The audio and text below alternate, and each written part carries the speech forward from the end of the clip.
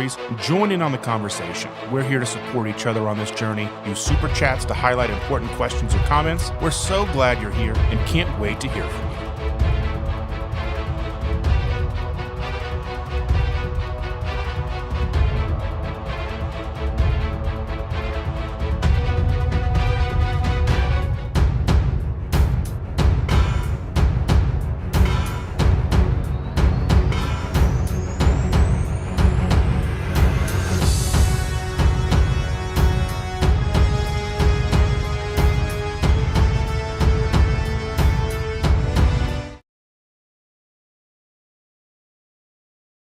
Welcome, everybody. Thank you so much for being here tonight. This is episode number 5 of the Keto Crusade.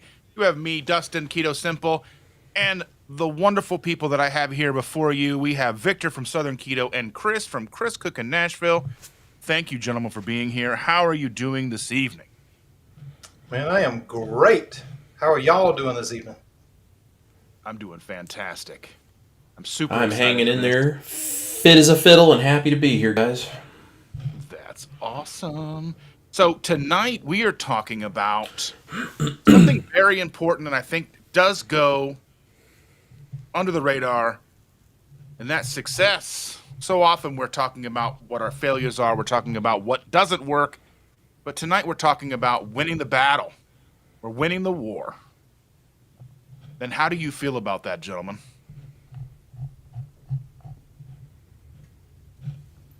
Well, I would say for me, there's been a lot of successes. There's a lot of people that email. There's a lot of people that leave comments and everything like that.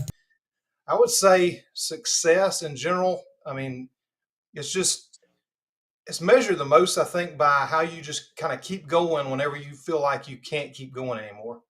I've doubted myself along the way. Nobody's perfect, but with the combination of your mindset, which I talk about a lot, the community that we have, the great community. I love, that we have such a great community right now. There's a lot of good people here that to support us and to support each other. And that's a huge key. So, success to me, that's kind of what it's all about. Just don't stop. If you, like I say a lot, if you mess up, realize you messed up, don't beat yourself up over it, and just keep on pushing. And that to me is success. We're all going to fall off track. Everybody does, myself included. I've talked about before, like, over the holidays, I knew I was going to gain weight.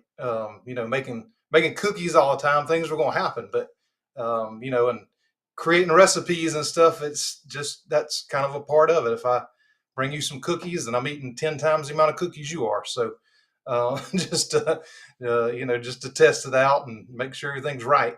But you get right back on track. So, I'm as guilty of it as anybody else, but that is success to me is, realizing what's going on, sticking with what it is as soon as you get done with what you were doing that you may have messed up on. And, hey, y'all, make sure y'all leave down in the chat too what success means to you and some successes that you've achieved.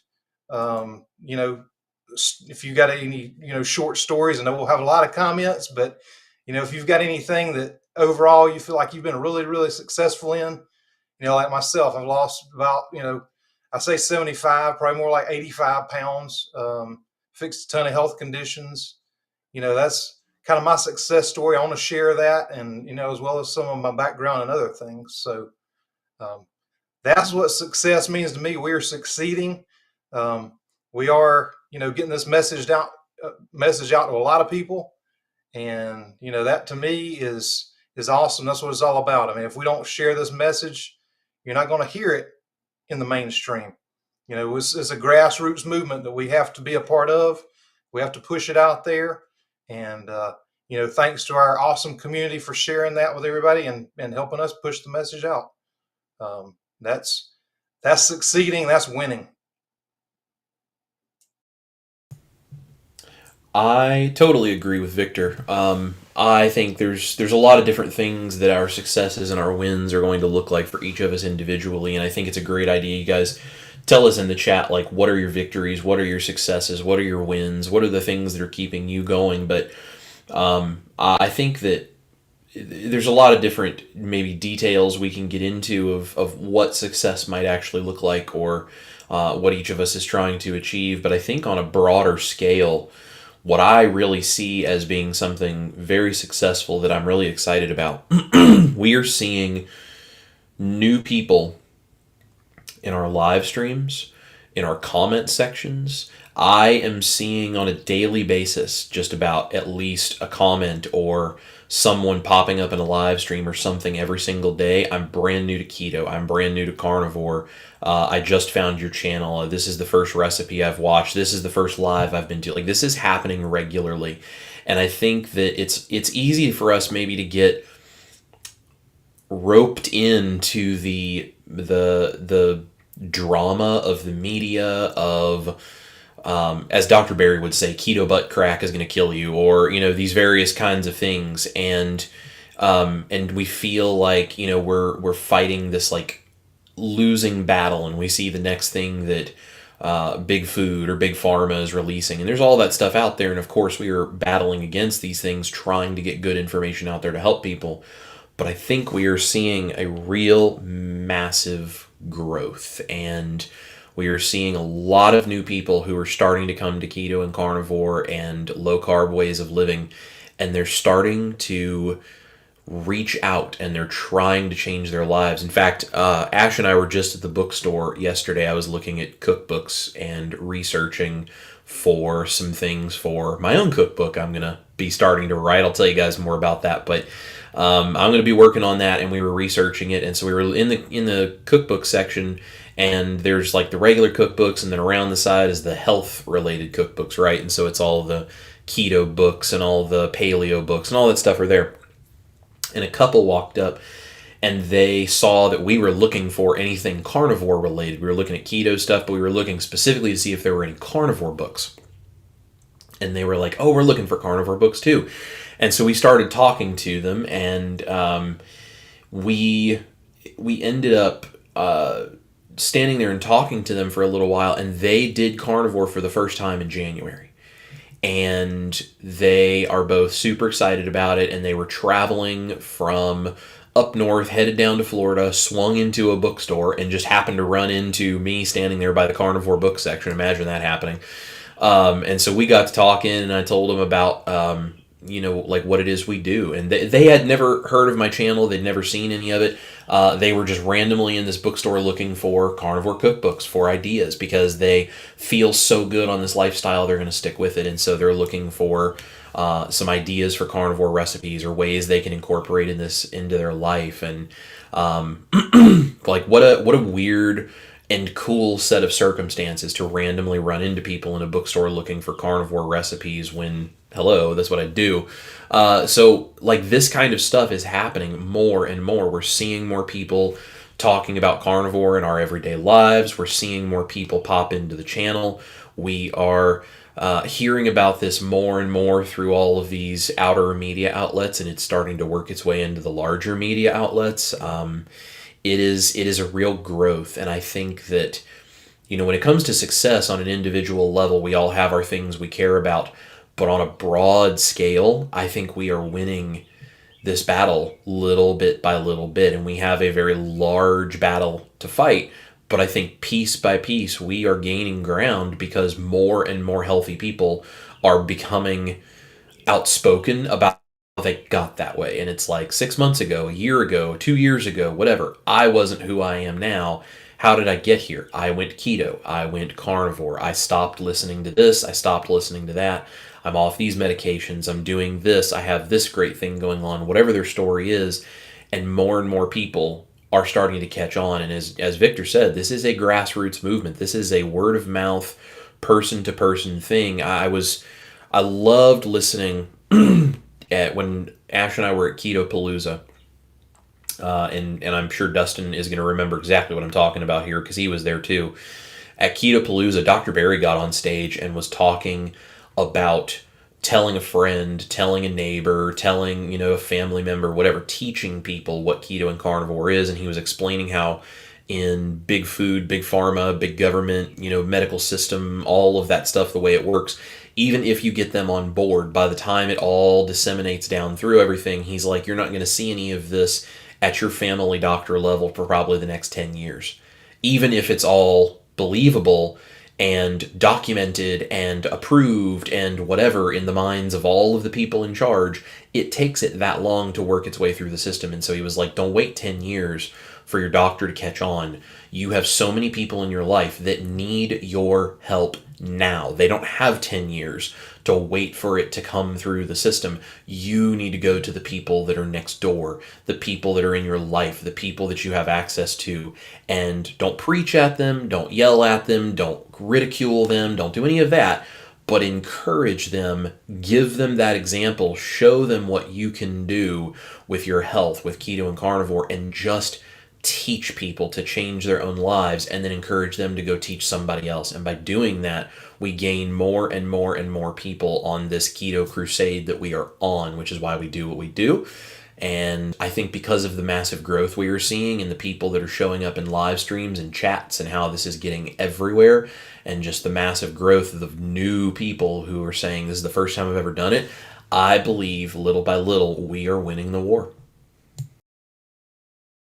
And I agree with that. And I want to touch on a little bit of that that Chris was saying. Going out and spreading the word the best you can, but you have to be subtle about it. You have to be methodical. You have to be open, and you can't be pushy, and you can't be a jerk about it. You can't be fanatical or sound crazy.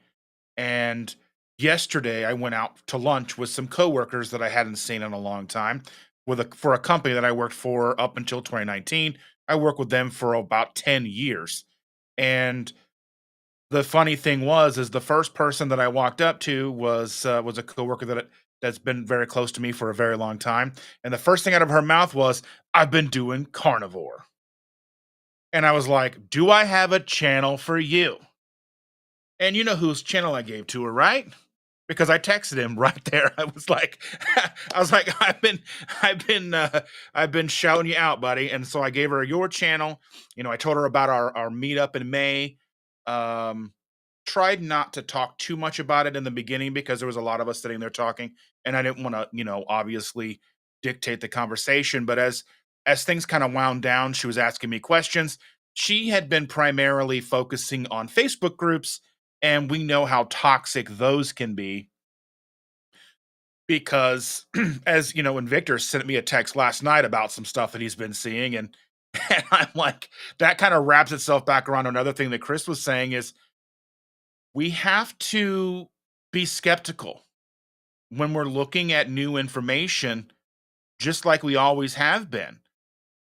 Just like the first time I heard about Atkins in the early 2000s, just like when I heard about keto, any kind of new lifestyle switch or change, any major thing you take on in your life, you've got to be skeptical about it. You have to ask questions because I think just blindly jumping into things isn't always the best practice. And I think the same thing once you're in this lifestyle, whether you're carnivore, whether you're keto, paleo, whatever end of the spectrum of the proper human diet you're on, you have to be mindful that there's going to be bad actors coming in because we are winning the war. We are winning battles, but we're going to lose specific things. We're going to have people coming in and trying to throw wrenches into the works because we are being successful. We are helping people.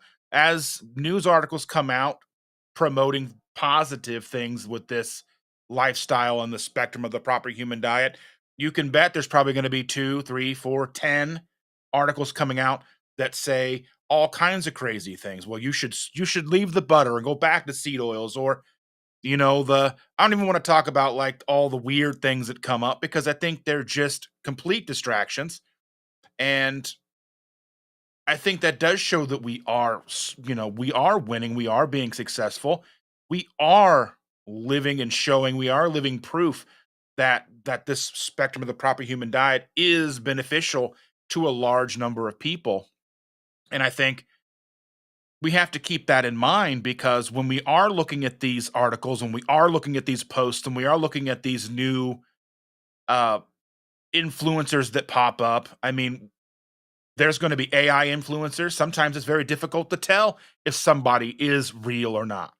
And we have to understand that they're going to come up with these weird things. Like I asked Chris last week in his live, what do you think about the carnivores promoting you don't need salt? And I think it's funny. And are there people out there who probably don't really need to salt their food? I'm sure there are. Just like there were people who probably need 3, 4, 5 things of electrolytes a day. It's a spectrum. There's going to be people who really don't feel they need to salt their food and they feel fine. They don't have cramps. That's part of their journey. They have to figure that out. We've all been working diligently over the course of many years, months, weeks, years for us to find out what helps us and what helps us be successful in this journey. And I think we just can't lose sight of that. We can't we can't fall victim to the clickbait. We can't fall victim to the weirdness that's out there, because we're going to see it, and we can't just believe everything on a surface level. We have to be detectives in a way. We have to dig a little deeper. So I think with that, I think that we are unstoppable and we are winning this battle. And to Chris's point, I don't know what Dr. Berry said. I didn't hear that, but when he's talking about doctors taking 10 years or so, I mean, you've got doctors that have been doing this for 30, 40 years, have never heard of this thing, and they're training the new doctors, and they're telling them what prescriptions to give, and the medical schools are teaching that. And so, for that for the diet to infiltrate that deep, I mean, it is going to take a long time. Um, and when I started my channel at first, it wasn't Southern Keto. I don't know if y'all know or not, but I've tried about every diet in the world, and I ended up coming back to low carb and keto at the end of it. But I started this channel, and it was originally called Your Best Body Blueprint. So if you've ever seen any of my old stuff, that's from the very beginning of the channel, my whole reason for starting the channel was I wanted to start doing meal plans, just like I had done way back, and help people. So I wanted to kind of put this channel out there and promote it locally, to help my local community, to eat better. I mean, diabetes down here is just, this has got to be one of the worst parts of the country. I mean, from South Carolina to Georgia, Alabama, Mississippi. I mean, this is diabetes central here. And so I really started it to get local people in, and I was promoting it on my personal Facebook and things like that. And it was going to be more of a wellness thing. Well, the wellness is great, and I'm branching out more into some other things now like that. But it all starts with what you eat. And I mean, so I've done the old bodybuilder's diet, which is what I haven't gone back to that. I've added in some other things, but that's what I started with. South Beach, vegan, vegetarian, let's see, Maker's Diet, Sonoma Diet. I mean, we've tried just about everything over the years. I'm a guinea pig, so I love trying new things just to see how it'll do. I did well on vegan for probably 3-4 months until I started feeling really bad. And I think a lot of people come to keto from vegan, or most come from standard American diet. I mean, that was the majority of my life was standard American diet and standard Southern diet, which is even worse. So the way we eat down here is unbelievable. If y'all are not from the South, you would not believe what some people eat down here. But I started the channel, and it kept, I'd have a video that got 2 views. I'd have a video that got 3 views, 0 views, probably some that had negative views. And, then eventually, the one comment would come in like, hey, I tried this recipe and it's really helping me because I'm starting on this. And I'm like, okay, well, the basis of what I'm trying to do is a low carb diet. So I'm going to start this Southern Keto thing. I'm going to do mainly recipes, but my long-term plan is to throw in some of this stuff. Like if you've seen some of my shorts, like if I see something that comes up like the American Heart Association heart check, which is totally bogus. Things like that, I just want to put to people's attention, not necessarily harp on it, but if you're not aware of it, then, a lot of people will go to the grocery store and they're looking specifically for those things because they don't know. So education is just a huge thing. And now just seeing people's success stories, I mean, that's what's driving me now. I mean, the comments are unbelievable that you guys have come up with. Like, this has helped me do this. This has helped me reverse this. This has helped me lose this much weight. Somebody yesterday just said that they had gotten to their goal weight, which was about 120 pounds less than where they were. I mean, things like that. That's what it's all about. That's what can be done. That's how powerful this way of eating is. And I mean, you guys' successes are our successes. And, you're helping us put some message out. I mean, and you don't have to say anything. People are going to ask you like, well, wow, you look a lot different than you did a year ago. What have you been doing? It's going to spread. I mean, you can't help but talk about it, but Chris is right. I think Dustin mentioned too, you can't go and just push it on people like, hey, I'm looking good. This is what you need to be doing.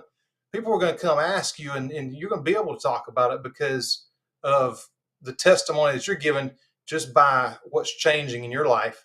Your energy levels may change. You'll probably be a whole different person. I mean, there's stories like that all the time. I know you guys get it as well. I mean, Chris has done something. I mean, I read some of Chris's comments. I mean, people were doing unbelievable things with carnivore.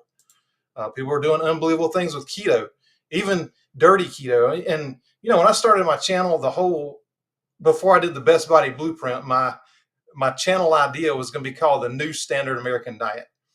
And what I wanted to do with the recipes was just replace what people were eating. So if somebody was eating like a Snicker bar, all right, let me come up with a better version of the Snicker bar for them.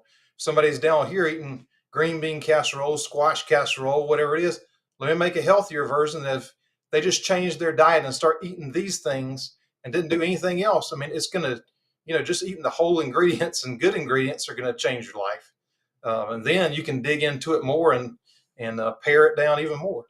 But that's why I started doing that Keto for Beginners series, because I'm like, people, somebody emailed me and said, look, I've been just eating these recipes and nothing's happening.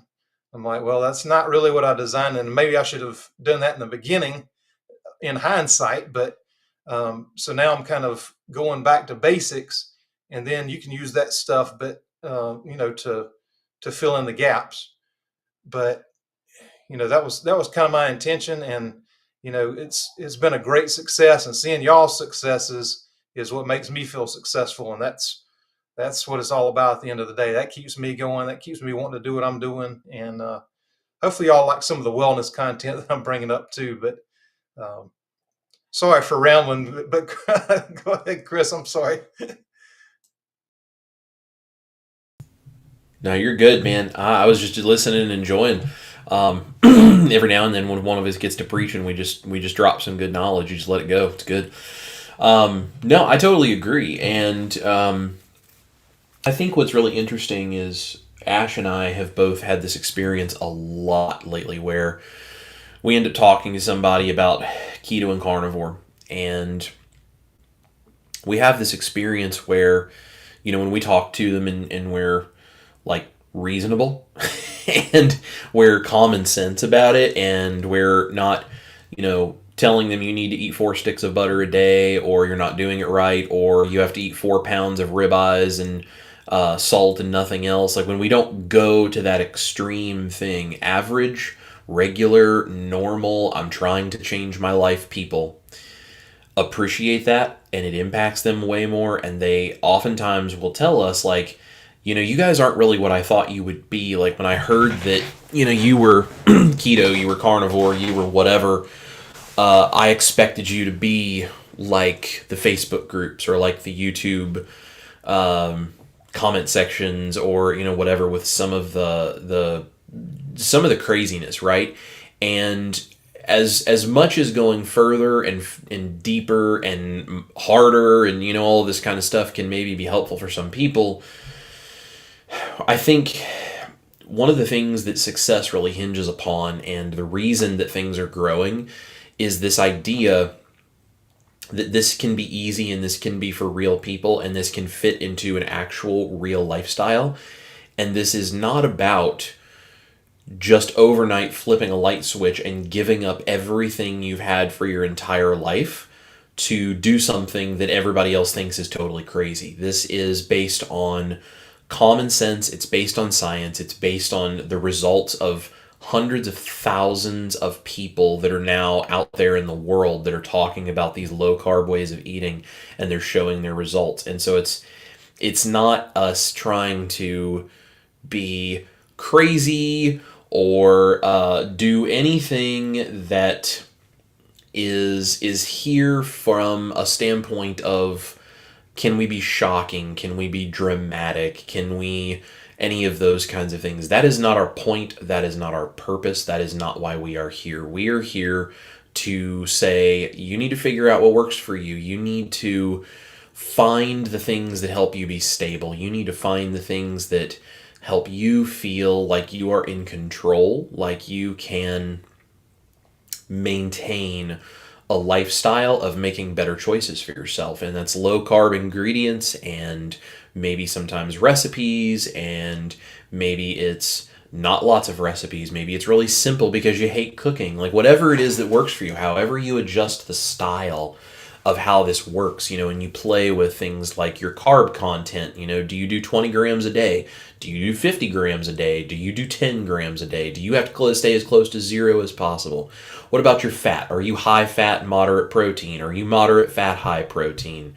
Do you feel better with red meat? Do you feel better with more chicken and fish? Like what are all these different details, and how do they impact your life and your body? And when you take this really common sense approach of, we're all humans, we can all still have fun social gatherings, we can all share food and experience breaking bread, hopefully carnivore bread or keto bread, but some form of bread, right? Breaking that proverbial bread together as humans and not denying the social and cultural humanity of our food and the way that we live and the way that we experience the world. But we can do all of that with better and cleaner ingredients and low carb lifestyles that support our metabolic health. They help us lose weight. They help us get our brain clear. They help get the inflammation out. They get rid of the pain. They help us to heal all of these different things, whether it's skin issues or the weight loss or hair problems or bone issues or internal issues, or there are thousands upon thousands of things that people have reported that they are fixing, reversing completely, even treating things that are just progressive diseases that are supposed to always get worse. They're actually going backwards for people, and they're seeing improvement in symptoms doctors say is impossible. Like, these are the kinds of things we're seeing, and it's not because of people eating sticks of butter and eating raw slabs of meat with no salt and going as crazy as they possibly can. This is all very much based on just real life common sense things that are being taught gently and politely and with authority, but in a very loving, kind way, rather than the I'm going to beat you over the head with my belief like it's a religion vibe. And that's why this is working. That's why so many people are starting to come around to this, because Ash and I get this reaction from people thinking, I didn't think you were going to be that way. Because what I've seen online from these groups is not that way. But you guys, like, you're actually real. You're actually realistic. You're common sense. It's like, well, I don't know if I could really do carnivore. Can I have a salad every once in a while? Yeah, sure, go for it. Wait, really? Yeah, yeah, you can. I'm not going to lambaste you for eating a salad because I'm the carnivore recipe guy. Like, I don't find any benefit in that. And people who are looking for a realistic approach to being able to do this and sustain this long term and feel like they're not giving up their whole life, they need something more than a beating over the head. And the fact that people like Dustin are out here and Victor is out here and there's a bunch of other influencers out there, and I'm doing the best that I can to do this, the fact that we are here and we're trying to pull the community together and we're trying to say it may work a little better for you this way, it might work a little better that way, but here's a general guideline, our general tips and tricks. Let's all share what's working, let's all figure out why it works for each of us, and let's all support each other in winning, in succeeding. Even if your version of that is a little different and tweaked from mine, I'm going to celebrate that and I'm going to support you, and we're going to learn from each other. And in time, we're going to improve, and maybe it gets better and cleaner and more strict as we go. Whatever, we'll figure it out, but we're going to do it together, travel on this journey as a community and as a family. That's why we're here. That's what we're doing. And that's why we are seeing new people coming in here, because people like Dustin and Victor, hopefully myself, and a bunch of other influencers who are doing the same thing, that are talking about keto and carnivore, and they're doing it from a realistic, helpful, supportive, we are a community standpoint. They are reaching new people, and the buzz terms about animal-based diets and keto diets and carnivore diets and getting rid of inflammation and reducing your oxalates, or like whatever the things are that are out there, it's all starting to permeate further and further, and new people are starting to come in and look for answers. And not going to get into politics, but because of everything that's going on politically with movements like the Make America Healthy Again, like any of these different things, it's in people's minds. It's in the media, it's on TV, it's in the newspapers, it's online, it's all over the internet, on YouTube, it's everywhere. So people are thinking about this. This is our opportunity to supportively and with actual common sense and reality go and scoop as many of those people in as we can and make them feel welcome and make them feel supported and help them change their lives one step at a time, one ingredient at a time, and give them the resources to help truly impact their future. And that's what we're really trying to do. And I think we're seeing that happen. And I'm not going to speak for myself, but for these two guys on the screen here, these two guys that are with me, these are the kinds of people that are pushing and driving this forward. This is why it is succeeding, because guys like Dustin and Victor are here doing the work and trying to help people, trying to put this information out there, and more people are finding us every day. 100%. I couldn't have said that better myself, but I did see we had a super chat from Evil Lynn, and I wanted to make sure that we do touch on that. She says, can you talk about electrolytes and why we need them? And I imagine that we all have a little bit of a different opinion on those, or different use case scenario for those. I know how I utilize those. I use them as I need them. I don't necessarily drink them every single day. Some days I do, especially when it starts to get hot outside and it's 90 degrees, 80 degrees, and I'm outside more, especially if I'm out with a granddaughter and we're going for walks, or we're going to the park, or I'm trying to keep up with her and it's super hot and I'm sweaty. I'm going to utilize more electrolytes, or sometimes even in the wintertime, because I do know that it's cold out and it's very, very cold and dry. People will not think about their thirst, and they won't think about their hydration. So I think it really just depends on how you feel.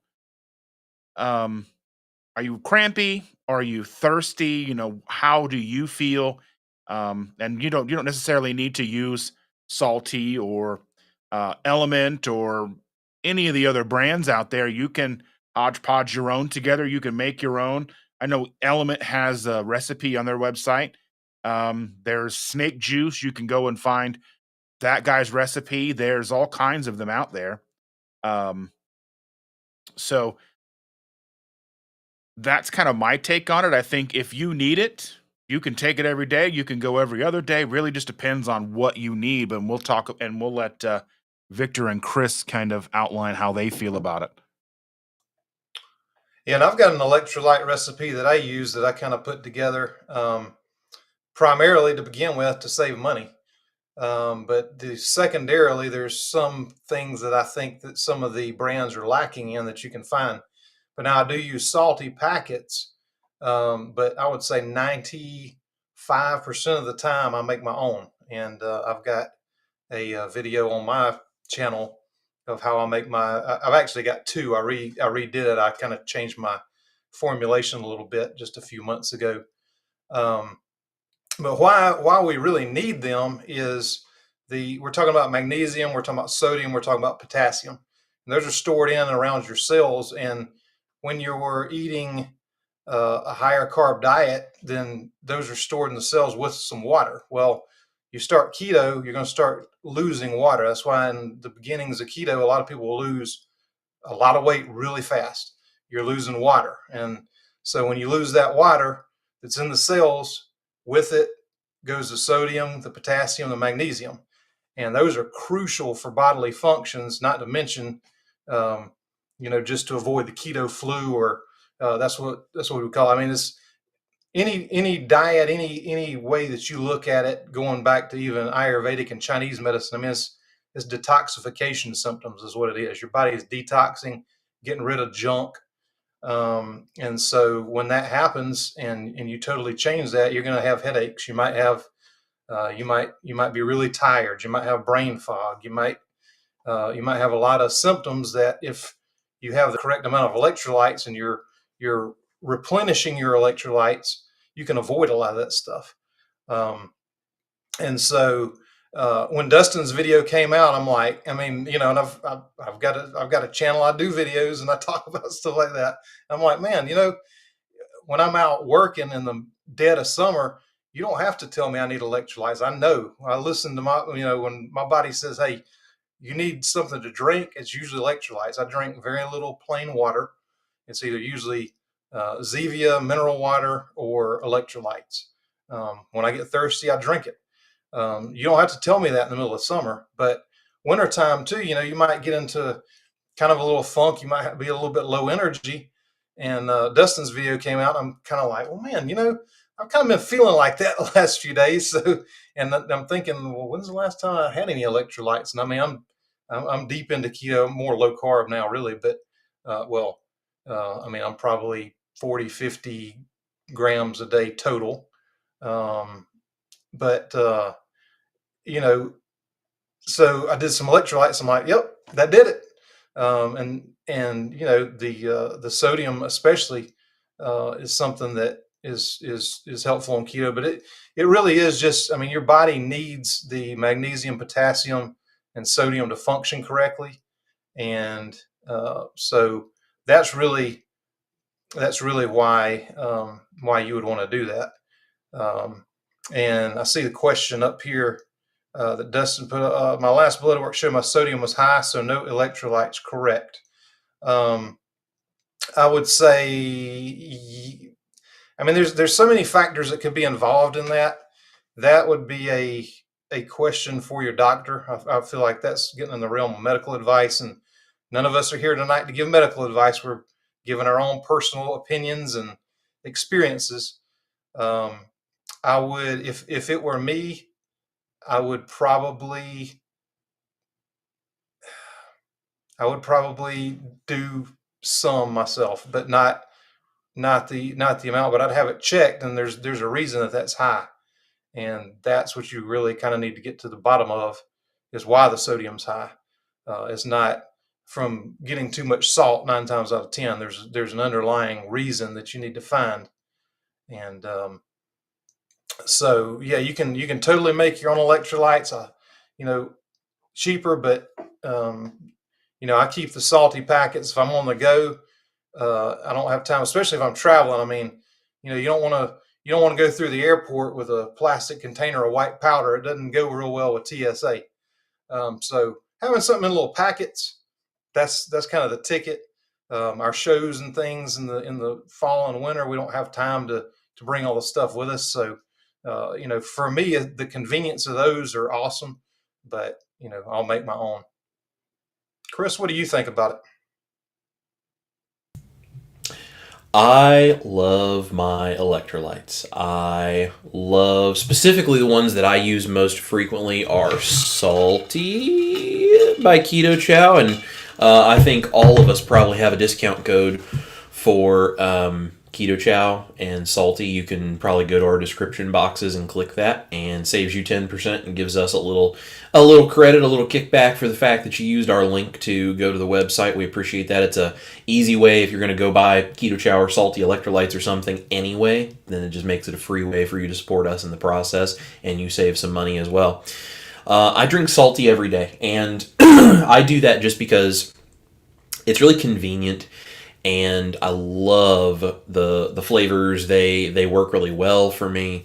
I have them every day because if I don't, I get leg cramps really bad. And I believe that the original chat, the super chat that Evelyn put up was because I think there was a conversation going on in the comments about electrolytes, and someone who's less than 6 months on keto, I think it was having leg cramps at night. And so I was having that really, really bad. And the only way those finally stopped, I was doing electrolytes.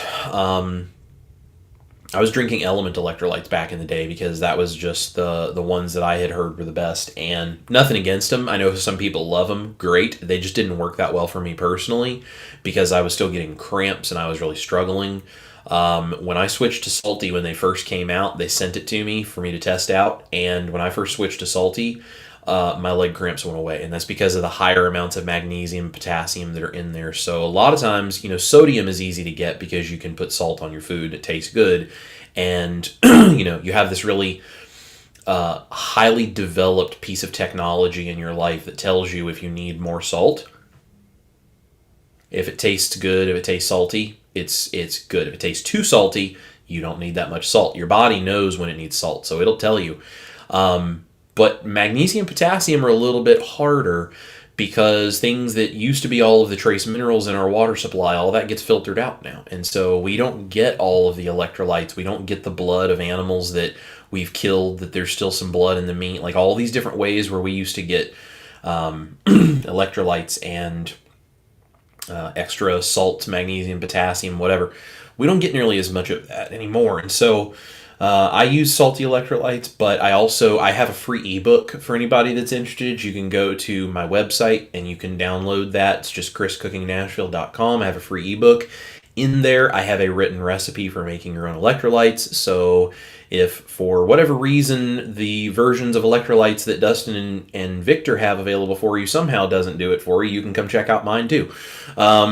So we have lots of resources for you guys to get your electrolytes. But I think if you are feeling like you are running out of energy, if you are experiencing muscle cramps, if you are feeling just kind of run down, or maybe you're getting headaches or any of these kinds of things, and it's not carbs, it's not eating something that maybe you're sensitive to, it's not any of these other things that it could theoretically be, and you're like, no, I'm doing all this other stuff right. There's something that's not right, and it's not like 2 days of this. It's been like 3 months, and I'm still getting cramps, and I'm still struggling with these things, whatever. Usually that's probably an electrolyte imbalance because depending on what your body's going through, as it's healing, it's losing weight, it's doing all this different kind of stuff, your body has to go through a lot. And usually when it gets rid of all of the inflammation and the extra water and the toxins and the junk that it's held onto for decades as we've abused it, a lot of our electrolytes go with that. And when you don't have electrolytes in your body, guess what struggles? The electrical signals going through your body, through your nervous system, to your muscles, to your organs, to everything that's supposed to function. That's why we need electrolytes, because our body has to have those minerals to function as a proper biochemical system. So I highly, highly recommend that everybody add them in. And if you feel like you're wasting money and you're not getting any benefit from those electrolytes, go for a day or two without them and see if you notice a difference. Because that's the thing for me is, I tried cutting back on my electrolytes because I was like, I feel like maybe I'm just drinking these every day. Maybe I just really don't need that anymore. My body's adapted. It took about 2 days for me to be like, nope, I'm putting those back in because I feel a lot better and I have a lot of energy. And now maybe eventually I'll get to a point I don't need them. But as of right now, my body still says, no, I really like having those extra electrolytes. That makes us function better and feel better. So I think it's really important to at least try and see what you find you feel best doing when it comes to your electrolytes. And as far as this thing of too much sodium, if you eat too much salt and there's too much sodium, your body can essentially just pee it out. Like you don't need to hang on to extra sodium as long as your kidneys and your liver and all of these various things that help, your body flush out all the junk, as long as all that stuff works properly, things like sodium don't build up in your body because your body gets rid of what it doesn't need. So it's like, to Victor's point, obviously we're not doctors and can't give you any medical advice, but just based on what we all know, I would say you should probably talk with a doctor about, okay, but why is my body holding on to the sodium? Like, I get, okay, maybe it is, but why? What's the actual underlying issue? And if you don't feel like your doctor wants to work with you on that, I would suggest go to Dr. Barry's channel and give him a super chat on one of his Monday Night Lives or something similar. If you don't see a video that he already has about sodium, go do a super chat and tell him, like, here's the deal, here's where my sodium level is, what's my next step? And I'm sure he would be able to give you some direction on that because he is far smarter about the medical stuff than I could ever be. So yeah, that's a really great question. But I think electrolytes are great. I say go for them. Hey, and let me jump in real quick just so I don't forget. So I would also ask what kind of salt you're using. And the reason, and Chris had mentioned salty, and we do all have, discount codes for that and everything. The reason I have a discount code with it is because I believe in the ingredients. Number one, I don't use any salt that's not colored. Where there's Celtic sea salt is fine to me. My favorite two are pink Himalayan and the Redmond real salt. And I've got another one that I'm trying to see how I like it. But the thing is, I mean, you've got, once you process the salt, there's 84 minerals in salt, in pure salt, that they strip out to give it that white color. You get a pink salt, it's going to have little flakes of brown in it. The Redmond's real salt is not a, it's not a, a plain pink color. There's a lot of minerals that you need in there. And that, if you're not using that and you've got higher sodium, some of the other electrolyte brands use the cheapest ingredients they can get. That's why I'm not a fan of some of the other ones. I won't be promoting them. You won't hear me talk about them. I don't like them. The cheaper salts are not doing you any good. The iodized salt is not doing you any good. The iodized salt doesn't have enough iodine to do anything in it. So your salt choice, what you salt your food with, is super important. Get pink Himalayan, Redmond's real salt. Another one I'll be talking about soon. Something that has not been stripped of all the mineral content. And one question I have is, we obviously want to talk to your doctor, but one question I would say is, what does, in their opinion, high sodium mean? Because I think that's the thing that we have to look at, because for so long we have been promoting, or have been promoted to us, a low sodium diet. So if we're still looking at a low sodium context, is the high sodium that they're looking at actually high? Would you look at, could they provide you with the numbers?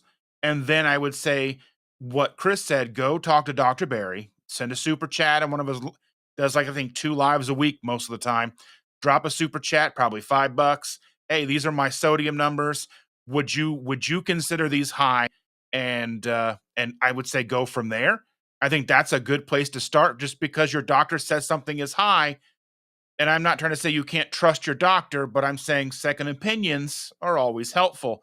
And I wanted to say, just kind of staying within this electrolyte conversation that we're having, there's another question in here.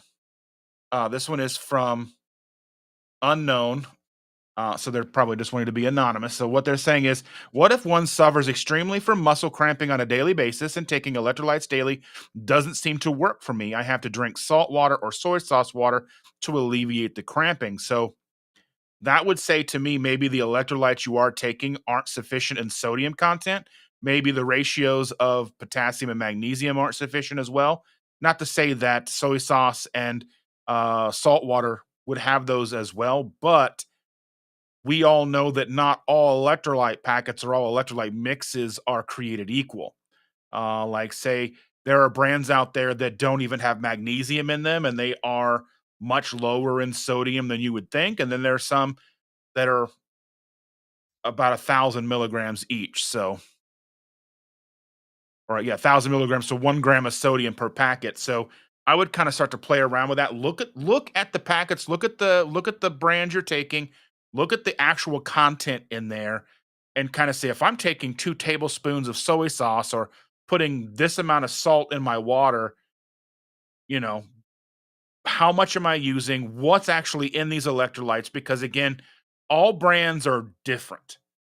They're all utilizing different ratios of sodium, potassium, magnesium, um, uh, chloride, and all these things, or whatever it is. Like they'll even put some like baking soda sometimes in there. So these are all wonderful questions to ask. Because I mean, you want obviously you want to make sure you're alleviating those cramping, because cramping in the middle of the night is awful. And another one from them that says, plus, I have a doctor. The doctor has given up trying to figure out why cramping is so bad. So you have a doctor that's given up. It's time to find a new doctor, because you have the power. You have, basically, it's with anything, with any kind of service that is being provided to you. Choose with your wallet. Choose with your HSA. Choose with your health insurance. I know sometimes it's difficult to find a doctor, but there are resources out there. I don't necessarily know where you're from, but there are resources where you can find low carb doctors in your area. I know in my area, unfortunately, there isn't one that I found, because I'm trying to do some things in the central Indiana area to help others who don't know about this kind of stuff. So I have been looking to see if there's a practitioner in the area that would be willing to help me, and I haven't been able to find one yet. But this is just one of those things where uh, just kind of understanding how much sodium is in there. It's like pickle juice doesn't work for them. So yeah, I would say just kind of pay attention to the electrolytes you're actually utilizing, because you can get the different brands out there. Like typically the brands that are sold in most grocery stores aren't packing enough punch. Unfortunately, we're in a situation now where to get the good ones, you either have to make them yourself or order them online. Now, like we've all said, we all are affiliates with various electrolyte companies. We're all affiliates with Salty, which is a subsidiary of Keto Chow. So any one of us can give you a discount on that if you so choose. If you're going to buy it anyway, look into that for us. We do get a kickback on that. So full transparency there. But just we want to make sure that we're providing the most accurate and most open-minded information we can, because again, not all electrolytes are treated equal, because Salty and Element are they're two different formulations. You're going to get different ratios. So one may work and one may not. So, and I I wanted to wanted touch. to. Okay, go ahead. Sorry. Sorry. Yeah, I was just wanted to jump in because I just saw it popping up in the chat related to what Dustin was just saying about these electrolytes. If if certain things, like say for example pickle juice is not helping, but if you're drinking salt water or the soy sauce water or whatever, if that's alleviating it some, it says that there's something about that that is not in those electrolytes, which is why it's helping. So one of the things that I would say is the first thing you need to do, because I don't know what kind of electrolytes you're talking about using, but you need to look at what is the form of magnesium and what is the form of potassium, because different forms of things like sodium, magnesium, and potassium are more absorbable than others. And if they put like a cheap magnesium, or if you order the wrong kind of magnesium or something, you can put buckets of that stuff in there and your body doesn't absorb enough for it to actually make a difference. So make sure the kind of magnesium and the kind of potassium you have are the right kind. And for me personally, if I'm cramping, it's a magnesium issue. It's always for me that I'm low on. It's always magnesium that makes a difference. But if I don't have the right kind, I'm just wasting my money. So I would just throw that in there of specifically what forms of those minerals are you getting, because that makes a huge difference. So, yeah. So there you go. To your point, you're using my recipe and it's not helping. So I would add more of the salt to it, if that's what it takes to. And if you use, as long as you're using the Redmond's real salt or the pink Himalayan, and it's real pink Himalayan, because there's knockoffs out there too. Um, and so if you're using those and it's not enough, I mean, sometimes I'll drink 2 to 3 Most of them are going to have about 1,000 milligrams of sodium, but like Chris said, the form of sodium that it is vastly different in what element uses, what salt he uses. But if you're using the Redmond real salt, like I recommend, or some real pink Himalayan, add more of it. And then you won't have to go and supplement with soy sauce. I mean, it's definitely the sodium, because soy sauce has, I mean, trace amounts of magnesium, potassium, but I mean, you'd have to drink a lot of it to get, you think of cramps, usually you think of potassium. But I think your case, it is definitely so. Just add more of the salt in there.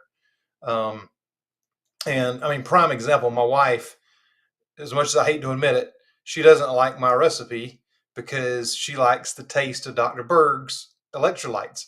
So we get the Dr. Berg's electrolytes for her, and I dump sodium in it because it has very little sodium. The magnesium, potassium is okay, but the sodium in it is like nothing. So just about every electrolyte, including mine, is going to be about 1,000. But sometimes I may, especially in the summertime, I may have to do 2 or 3 a day of them. Some people are doing, 3 to 5 grams of sodium a day, depending on where you're at. If you're brand new, especially, you're going to need more, until your body gets adapted. So yeah, if you're using my recipe, just add in a little more salt. You could safely double it, and just see if that helps, so you don't have to supplement with the soy sauce. There are a couple super chats that I'm going to grab and get to. This one right here is from Yogi for Chris and Ash. Oh, thank you so much, Yogi. Says the band love Chris and Ash. If you guys did not know, and actually Victor and Dustin are both a part of the band, but we have a private community. It is, if you're on my channel, I have it pinned as a comment for you guys. The link, it's also in the description box, or you can just go to chriscookingnashville.com, come over there and join that community, and you get extra support. And we're all talking about the success and the community lifting each other up. That's exactly what that group is all about. And there's some extra things in there, but the band is why I am able to do what I do, and we just appreciate our band so much. Thank you, Yogi, for that. That is so very sweet of you. And here is one from our good friend Shauna. She says, you can test your pink Himalayan salt, put 1 to 2 tablespoons in a glass of water overnight. The minerals will be in the bottom. Good salt with minerals. That's something I didn't even think about. That's a great tip. That's absolutely how you test it. Yep. Awesome. Yep. And if you go to eat something that has a little bit of this, you can always tell, like Redmond's or a good pink Himalayan salt from a cheap salt. If you go to eat something that you put some of that salt on, and if every now and then you get a little bit of a gritty something or another in there, it's like, oh, yep, there it is. That's the minerals. Those are good. That's the rock. You got rocks in your mouth. All right, let's go. I know I saw some other questions in here. We've got a lot of these starred. You guys are asking great questions tonight. So I'm going to go ahead and see if we can find some of these, and let's see, we can find make sure we get all the questions and some of the successes. There's a lot of successes in here that I want to touch on tonight. You guys are doing amazing stuff, and I want to make sure we showcase as much as we can. But I know I saw some questions. I'm just going to get those out of there first. Here is one from Judy. Any thoughts on Dr. Westman? He puts out debunking myth videos. I am a fan of Dr. Westman. I don't necessarily watch all of his debunking content. I've actually met him in person. He is a very nice man. I know he has been doing low carb and keto research since the 90s. So prior to, the Atkins explosion in the early 2000s, I know he actually worked alongside Atkins for a little while as well. He's out of Duke University. So he is, I would say, probably he is one of the most legitimate people, in my opinion. So you take that with a grain of salt, if you will, out there. So I think, Dr. Westman is pretty spot on. And again, I don't ever agree with anything or everything anybody says, but he is one of the top people out there that I can typically agree with most of what he says, or typically agree with most of what he says. Now, the other gentleman may have different thoughts on Mr. Westman, but no, and I completely agree. Dr. Westman is doing great work. His protocol, which I didn't even know until somebody asked me one day, is this Dr. Westman's protocol? And, what I was talking about of how to do like basic keto and what I do. And then so I started looking into it. I'm like, well, yeah, he does about exactly what I do, because I felt more aligned with what Dr. Berg was doing, except for the fact of he was talking about doing 7 cups of salad a day. And I'm like, man, I can't do that. And I don't know many people that can. And so just, experimenting, and what I've done over the years is a couple cups of salad a day, which is what Dr. Westman recommends. And for those fortunate enough, and there's somebody in my private Facebook group that is a patient of Dr. Westman's that goes to Dr. Westman, and he's personally coaching them and helping them up at Duke University. So he does fantastic work. He does these debunking videos and stuff. Yeah. But yeah, he's a fantastic resource. I really haven't found anything yet that I don't agree with that he has said, but again, I don't watch a whole lot of them, but I know enough to know that, I've read through all his protocols and things, and I completely agree with it. That's the way to do keto. I mean, plus some of our recipes, and desserts if you have to. He would not agree with the desserts, but so maybe I do disagree with him on that.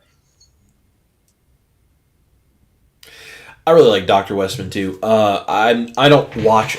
I'm like Victor. I don't watch necessarily a lot of his stuff, but the things that I have watched, I enjoy. I also think he is a valuable resource to the keto and carnivore world because of the fact that he does the things with Duke that he does.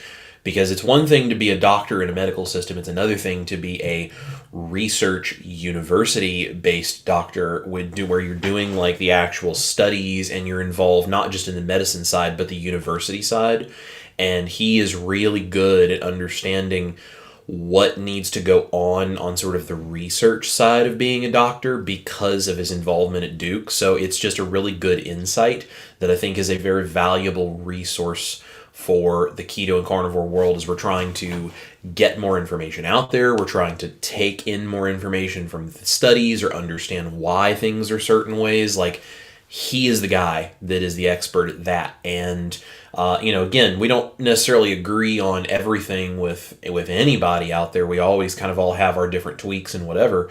Maybe there are things that I wouldn't agree with him on or whatever, but I think overall he's doing really good stuff. And I think the diversity of all of our various interests and skills and the connection points we all have is what makes our community work so well. And I think that that makes him a really valuable resource for our community that we should all really be able to appreciate the things and the insights he can offer and the things he can bring and the knowledge that he has. So I think he seems like a really cool guy. I'd like to meet him someday. I'd like to hopefully get him on Keto Crusade one time. I think we would probably be a great episode if we could get him and pick his brain a little bit and have him hang out with the community for a little while. That being said, it looks like Jennifer Lucas has a question. Jennifer Lucas says, have you shifted more to eating for fuel more than eating for pleasure? Have you stopped eating both in a fog unintentionally and binge eating? Well, I can take that one first. I eat for pleasure too. Now, what I will say for myself personally, I don't snack between meals. Now I make keto snack videos. I make keto dessert videos. But I eat all those in my eating window. So, like if I'm going to have a snack, like say some of the low carb chips or whatever that I make, I do it right before the meal, like as an appetizer. So I still have the snacks and things. I just don't have them between meals, because that's one thing you want to really control is insulin. And if you're snacking between meals, then insulin's constantly coming in to try to lower the blood sugar. Um, so me personally, I still eat. I mean, to to me, and I mean, a lot of people will disagree, but uh, I mean, there's an aspect of food that is pleasurable. It is nice to sit down with your family and have a nice meal, and somebody say, "Oh, I really like this," and so I don't want to deprive myself of those things. That's why I tried to start, creating these recipes to begin with, is so that I didn't have to. Some people can't do what I do. Some people cannot have desserts, and that's just, you know, being the guinea pig on yourself. Some people call it N equals one, or whatever you want to call it. I call it being a guinea pig. You got to find out what works on yourself. If you can do the desserts like I do, great. Some people can't. Some people, that'll force them, that just a sweet taste in their mouth will force them back to a bad habit or a food addiction or whatever the case may be. So it is totally an individual thing. I don't unintentionally eat. I am intentional in what I eat, and I don't binge eat. So in that aspect, I would say it is more for fuel, but I'm still having some good things I enjoy at the same time.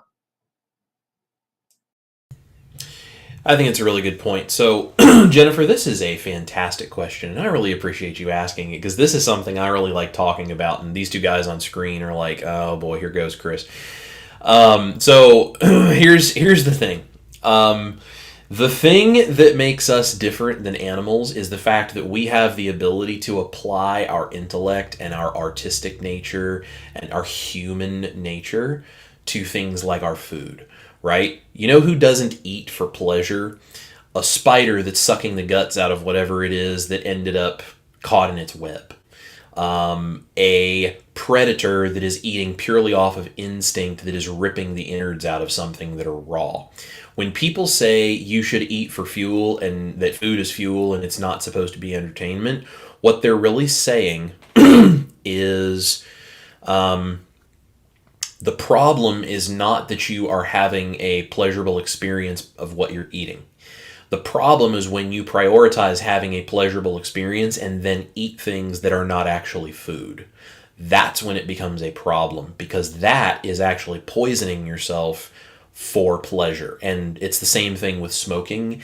It's the same thing with drinking alcohol. It's the same thing with doing illicit drugs. It's all of that. It is the sense of high that you get from something, even though it is a poison to your body. That's what they're really talking about. And I don't think the influencers that say that are thinking about this. And this is why it bothers me and gets under my skin so much, which is why I'm so passionate about this. If you really believe food is fuel and not pleasure, then you should reach into the refrigerator, grab the raw steak, and eat it while you're walking out the door. If you take the time to cook that steak and put salt on it, you're enjoying the taste of that steak as much as I do, which means you are eating for pleasure just as much as me. You're just making a smarter choice about what you put in your body, and that's the key. So, I eat for fuel, yes. I also eat for pleasure. People who I think are focused on not anything having to do with eating for pleasure, I think it's because they can't cook well enough to make their food taste good. And, that's like, sorry if you can't cook your steak to make it actually taste good, and you got to convince yourself that shoe leather is just fuel. But if that's the case, like, no offense, but I don't want to eat your food. We have taste buds on our tongue. Our body, whether you believe in divine creation, evolution, whatever, our body is made in such a way that our tongue is connected to our brain to tell us that something tastes good and we are having a good experience by eating it. That, by definition, is eating food for pleasure. The pleasure is what tells us this is good for you, it's okay for you to have it. The problem is how we have screwed up the brain-tongue-gut connection of everything by putting chemicals and artificial flavors and preservatives and fake salts and too much sugar. We have refined natural things into such concentrated amounts that when we put these things in our bodies, we have trained our tongue and our brain to think that that's what food is supposed to taste like. So if we take out the junk and we just put in good things that we know physiologically are good for us, and we know that our satiation hormones are not going to be totally out of whack because we're not eating a bunch of things that are messing with them, as long as you're putting in good things, I say eat for pleasure all day long. Eat for pleasure when you're hungry, stop when you're full, don't make dumb decisions about what you put in your food, and everything is right with the world. That's my view on that, which is why I think it's so fun to go in the kitchen and apply culinary prowess to proper human diet ingredients. And I don't think that means that I'm eating for entertainment in an unhealthy way. I think it means I'm eating for fuel and I'm entertaining myself in the process because I'm a good enough chef to do so.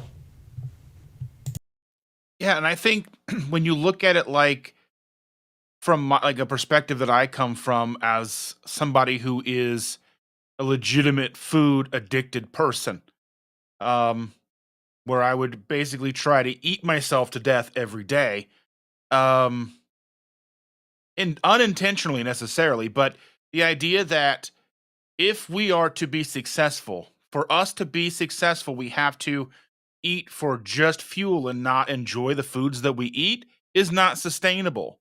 Because again, as Chris said, we have taste buds. If I'm trying to feed myself something every day, whether it's beef, eggs, bacon, it doesn't matter if it's broccoli, whatever it is I'm trying to put in my mouth, if it doesn't taste good to me, if I don't enjoy that experience, eventually I'm going to give up. Eventually I'm going to grow tired of it. Eventually I'm going to have had enough and I'm just going to go back to what did taste good to me, which wasn't beneficial to me. Now, again, we can eat for pleasure. We do so often when we're sharing meals with loved ones, friends, colleagues, when we're out celebrating. You can celebrate with food in a healthy way. We went out yesterday and I went out and I had like 4 burger patties, a little bit of cheese, some onion and pickle. It was perfectly fine. They put the bun on it. I took the top of the bun off and ate around the bottom of the bun. No big deal. You can do it. It tasted wonderful. The thing is if I'm going to like say if I'm in a situation where I'm doing triple B and E, which I've been doing on and off for a good part of this year, beef patties they taste fantastic to me. A little bit of salt, eggs taste great, bacon everyone loves the taste of bacon, basically. Butter in your coffee tastes amazing.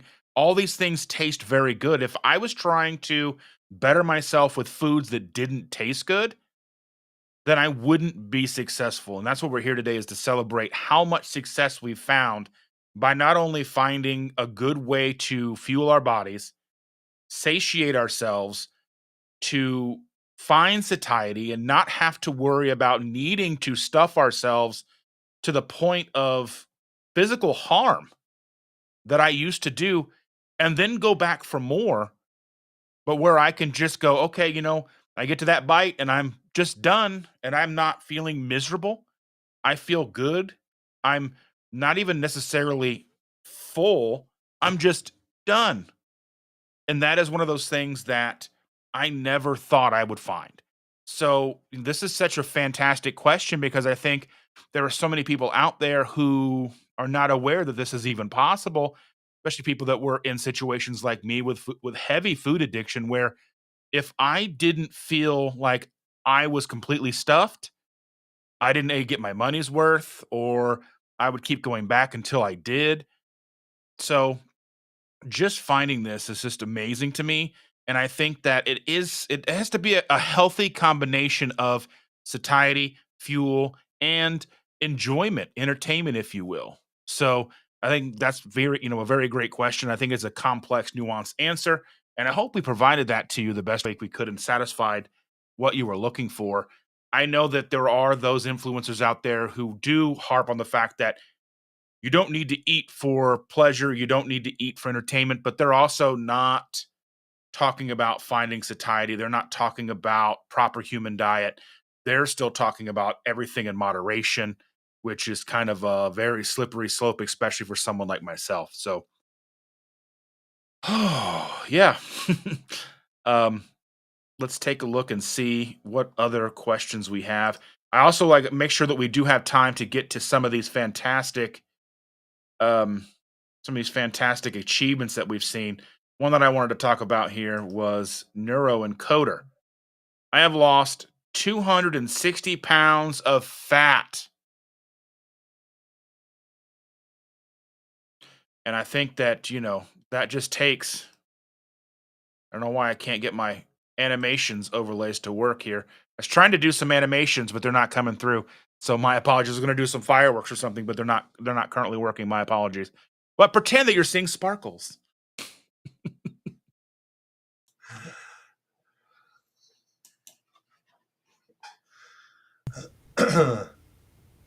It looks like I think we just got another super chat. Let's go here. Let's see. From Jeffrey Cox. Jeffrey's awesome. He says, for $4.99, a ribeye is one of the most pleasurable experiences I've had every time, even when I was on the SAD or standard American diet. I absolutely eat for pleasures. 100%. Absolutely. Jeff is a fantastic guy, and I actually had starred one of his comments earlier, meaning to go back to it because the comment I don't really even remember, and I don't think it was so important what the comment specifically was, but Jeff is actually a member of the band of the Chris Cooking Nashville private community. And Jeff is a great example that I think a lot of people could really follow. He works with patients, he does a bunch of different things. But Jeff teaches his patients, he teaches his boss, he teaches his friends, all these people about a proper human diet. And although he himself is very strict, meat, salt, water basically, he does not beat other people up and expect all of them to be that way. He just encourages them to take the carbs out, to take the seed oils out, to take the junk out, and put in all of the good low carb foods, the high protein, the high fat, all these things. And he messages me on a regular basis telling me about his newest win with, I got this patient to let me get rid of all the junk in their pantry, and we brought in ground beef and eggs and butter and tallow, and we got rid of all of the seed oils and all the stuff. Or my boss has been doing carnivore and now they feel amazing. Or like any of these things, Jeff is going out and he is literally changing the world around him in the scope of the people that he has influence over. He is changing the world one plate at a time, and it is amazing. And he is a fantastic example that I think all of us can really learn from. He is as much of an inspiration to me as I hope we are for him. Really appreciate Jeff, and just you can see, I mean, he's had amazing results as well. And Jeff is just a good dude. We appreciate the work that he's doing and for the lives that he is also changing. Looks like we got another super chat come in, this time from Donna. She says, gotta support the channel because we need desserts. Thank you, Donna. Donna is awesome. Donna is my moderator for all my lives. She's a friend, and she helps me out. She's over in the private Facebook group too, and she's actually doing some testing for me today on a product that I really she's type 2 diabetic, and so a lot of the things that I'll recommend, I get her input on too. She'll test blood sugar and things like that, so that, and I may still recommend a product, but take it with a grain of salt. And I'll say, hey, if you're type 2 diabetic, make sure you check your blood sugar with this. So Donna is awesome. So Donna, thank you so much, and I got some more desserts coming for you. So Donna's awesome. I actually had a chance to meet her a couple of weeks ago. She's fantastic. that's So right, glad you that did. she Yeah. came out. Yeah, I'm glad she came out. Mhm. And Jennifer Lucas for $5 says, I'm gonna assume that she meant to say steak and egg, boys. I mean, because I'm not sharing my eggs. I don't know about you guys. I don't know if $5 would buy enough eggs for the three of us to share these days. I'm not entirely sure. I mean, a dozen eggs between the three of us. I mean, what's that going to do? That's going to make it. That's like an appetizer. That's right. I'm sure she must have meant steak and eggs, because you can get a steak a lot easier these days, it seems. Yeah. Yeah, almost cheaper. Yeah, and so I'm going to go back, and I know there's some other great. Let's see. Here's a question: Have you combined keto and fasting? I think personally, I think they go hand in hand. Now, the level and the extent and the frequency of your fasting is going to vary, I think. But realistically, once you are keto or fat adapted, fasting just sort of becomes second nature. And we're not talking long-term fast. We're talking 16, 18 hours, being able to go 20 hours and not feel like you're going to starve to death. I think that was a huge win for me when I started doing this, because when I started doing the ketogenic lifestyle in 2016, I started at 12 and 12. I was doing 12 hours of fasting and 12 hours of a 12-hour eating window just to start, because I'd never really gone that long without eating before. I mean, as far as being that overweight. And Then I quickly went to 14 hours, a 14-hour fasted window, a 16-hour fasted window, 18-hour fasted window, but I took time. I was very slow and deliberate with that incremental increase, not to do it to where it was uncomfortable, but more intuitive, to where it was just, I'm cool. I'm still okay. And even still to this day, if I feel hungry, I'll eat because your body is going to tell you what it needs. And that's, I think, one of the biggest benefits to this. One of the biggest benefits and one of the most underrated successes that we can find with this lifestyle is the fact that we have significantly less noise as far as input or feedback with our bodies, to where when our body tells us something, we hear it loud and clear. Hey, I'm hungry. I'm thirsty. I need electrolytes. Once you're kind of in a year plus with a lifestyle like this, then like, okay, I feel a little groggy today. My head's kind of hurry a little bit. You don't have an acetaminophen deficiency is why you have a headache. No, there's another line cause of a headache. Maybe you haven't had enough caffeine if you're a caffeine person like me, or you're a little dehydrated, you need electrolytes, whatever the case is. But there's so much better understanding of what you need. So if you're not hungry, don't eat. And if you're hungry, go ahead, eat something. And I think that's a huge thing. So I think combining the proper human diet, keto, carnivore, and fasting is, well, I think they go hand in hand like peas and carrots and peanut butter and jelly. You know what I'm saying? Yep, I agree with you. Especially when you start though, if you're used to having, 3 meals a day and then a couple snacks in between, eating 5, 6 times a day, like a lot of them recommend now, which is just kills your insulin. And, that's the reason, people are in the shape they're in now. The easy way to start is first just cut out the snacks. But I do intermittent fasting every day. I probably at night sometimes, sometimes it's 9 o'clock when we get to eat. Sometimes it's later. But the next morning I'm fine. I don't need to eat. A lot of times I'll just do, I'd say 1 meal a day, but then I have the appetizer, the dessert, and I can eat enough at one sitting. I can eat. So I can eat enough to get what I need with 1 meal. But a lot of times lately I've been having two a day. Um, but if you're interested in that, just start with breakfast. And if you're having breakfast and you can't get away from that, but you want to try fasting, just move it 30 minutes to start with. If you're used to eating at 7 o'clock every morning, move it to 7:30, then move it to 8, then move it to 8:30. And before long you'll get used to that, and and then have a lunch that's maybe a little bigger, and then dinner. And then you may move to 1 meal a day. You may need two. My wife still does three, but she just waits longer to have the first meal because she can't eat enough in one sitting, like I can to get all the food I need. And I do supplementation and things too. So, um, but yeah, fasting is just like the supercharger to kickstart keto. If you can combine the two, the results are amazing. So, I would definitely recommend it to anybody. I naturally end up fasting from time to time. I don't force myself to do it. I eat when I'm hungry.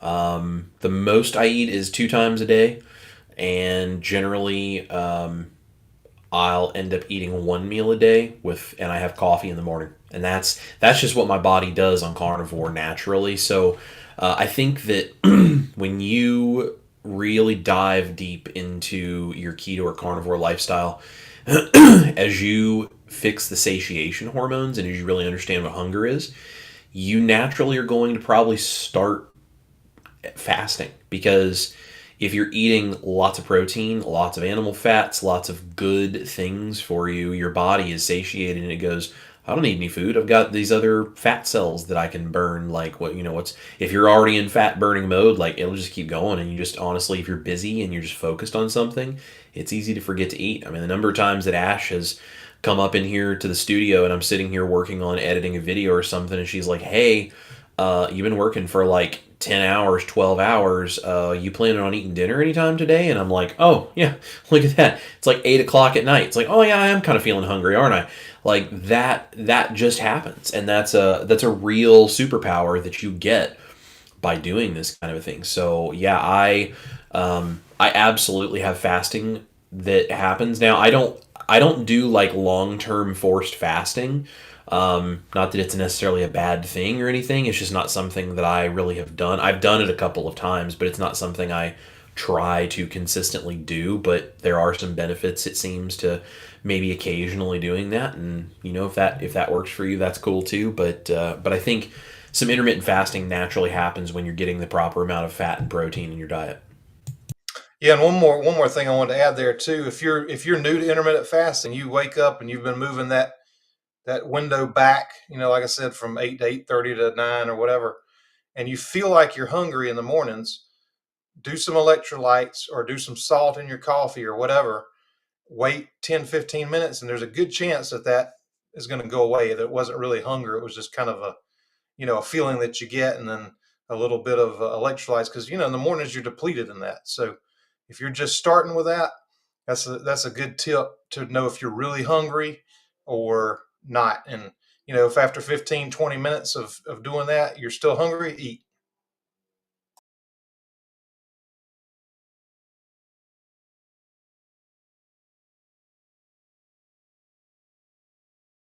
And Scott Elliott has a win here. My triglycerides went from 636 to 72 in 4 months. The doctor still wants to put me on a statin, but I'm resisting. That is insane on both levels. It's insane that you have gone that far that fast. And I wish I could. I know that Chris just did a little techno thing for you, and I would do some. Here, let's see. Here's some balloons.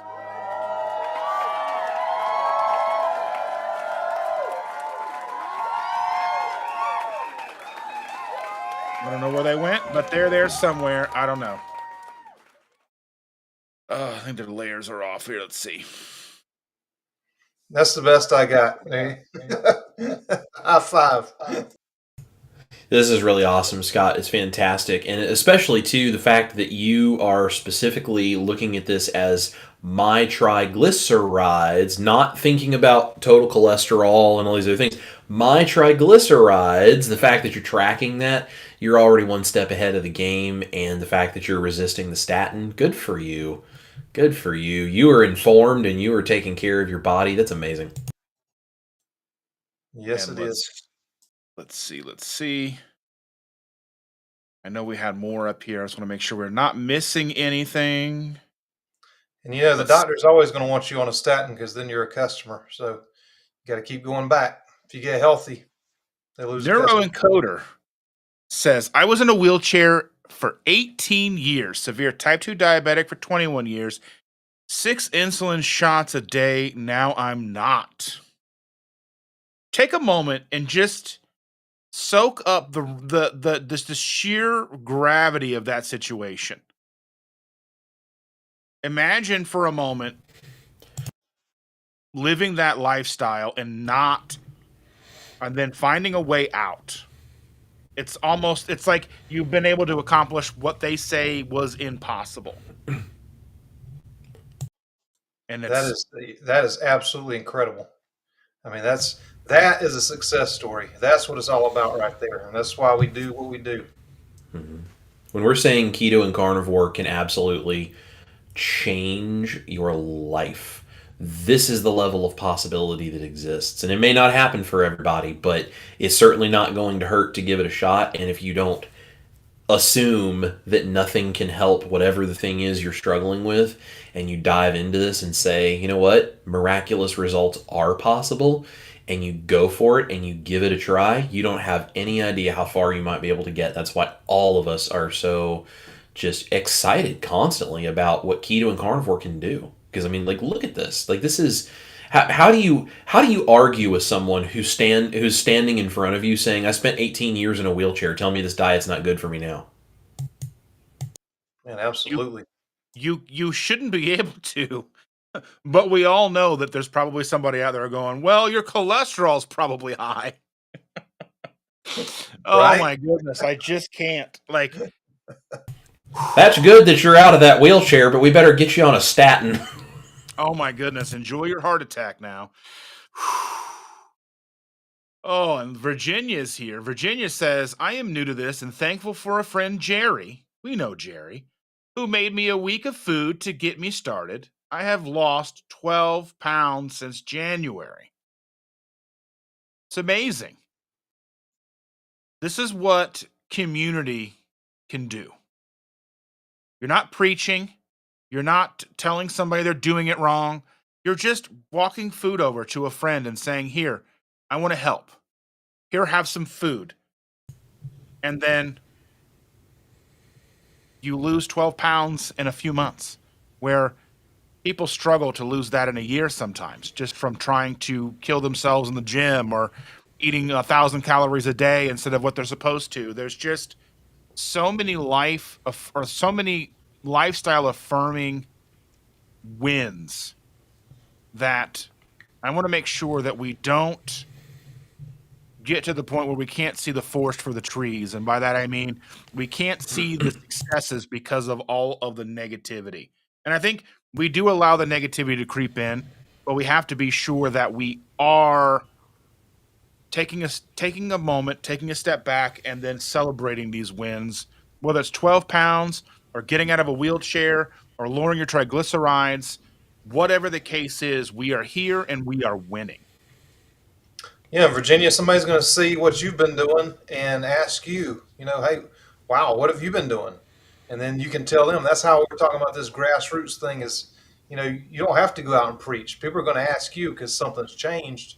And, people are dying for that change and they don't know what to do.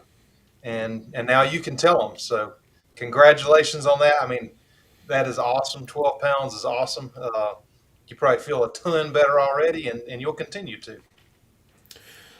And a huge rock on for Jerry for understanding that reaching out with a helping hand to help somebody up and teach them about keto or carnivore is better than trying to elevate yourself by knocking someone down who's already down and proving how they're doing it wrong as compared to you. Because change does not happen as a result of us judging and demeaning someone who's already struggling.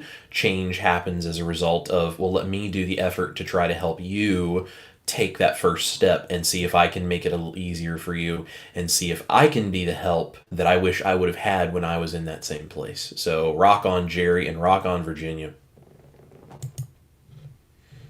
Scott Elliott also said, great show, guys. I've been keto for 5 months.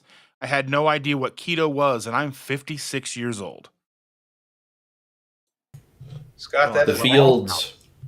The fields are ripe for picking, folks. There are millions and millions and billions of people who don't know about keto or carnivore or low carb and the benefits of doing this, and it is our job to spread the message and tell people and show them the results and encourage them, and not be a crazy cult that makes people go, I don't want to be a part of that. Be a real group of caring people in a community where people can feel welcome and they can come and they can make the mistakes and they can learn the information they don't already know and they can be taught with gentle kindness, and we can help them.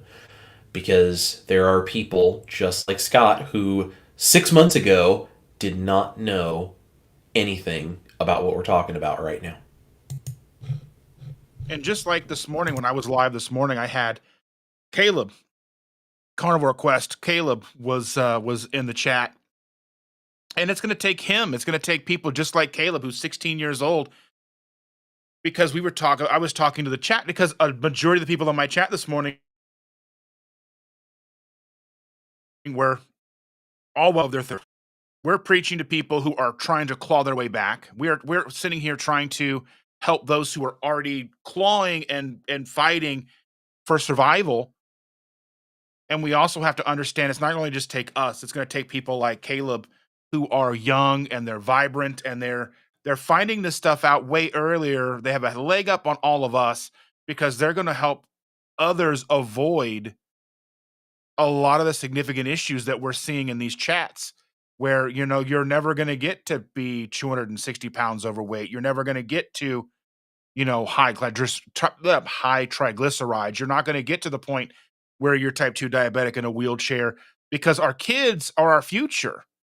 They truly are. And I mean, if you know who Randy Watson is, that's what he sung about. And, you know, just understanding that we are doing what we do. And I'm so thankful that we are attracting people like Caleb, along with all the people that are doing the amazing work, and they're totally transforming themselves and making themselves healthy again with the proper human diet.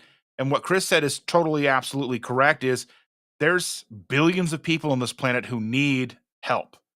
And we have to learn to work together, no matter what it is, no matter if it's paleo, keto, doesn't matter whether you're total carbs or net carbs. It doesn't matter if you eat keto tortillas or you don't, or you can eat broccoli or you can't. We all have to work together.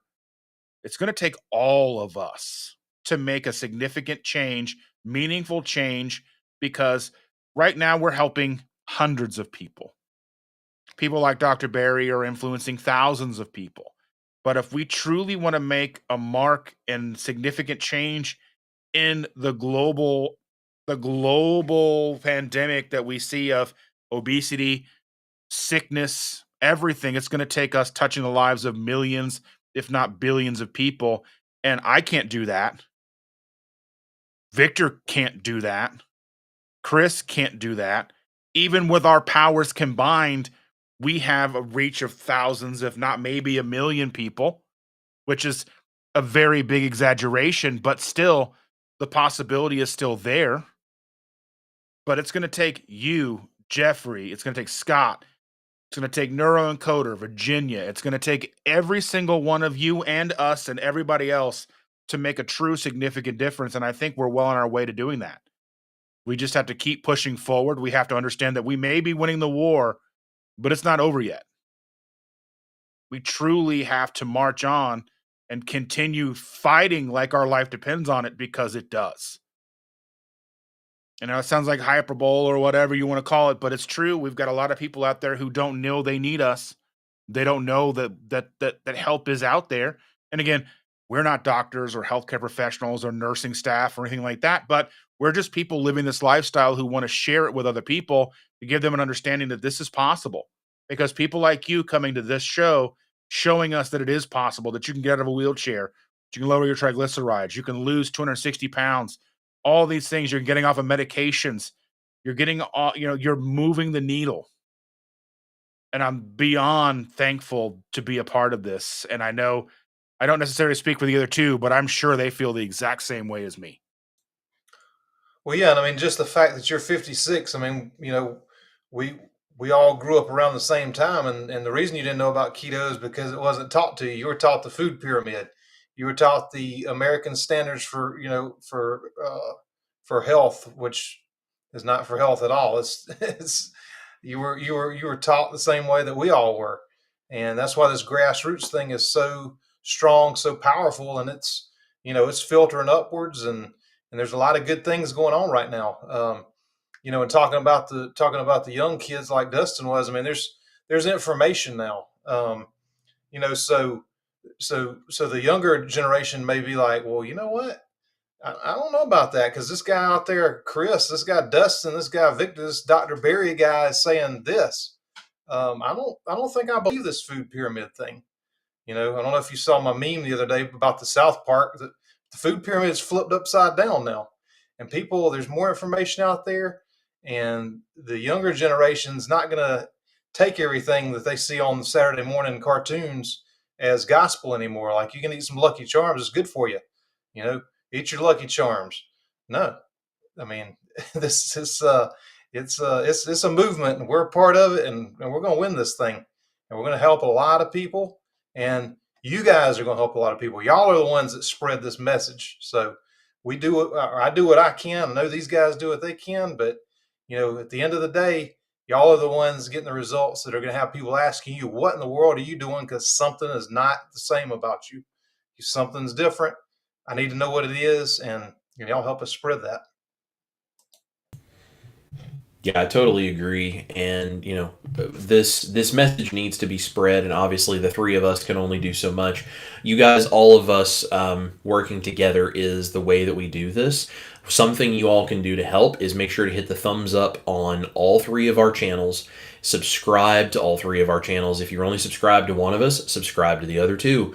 And watch our videos, share our videos, tell people about what we're doing, and not just our channels. Dr. Barry, Dr. Westman, whoever it is you like to follow, whoever it is that you find the information that you think something is helpful for somebody else, please share that and help us fight this battle, because we cannot do this on our own.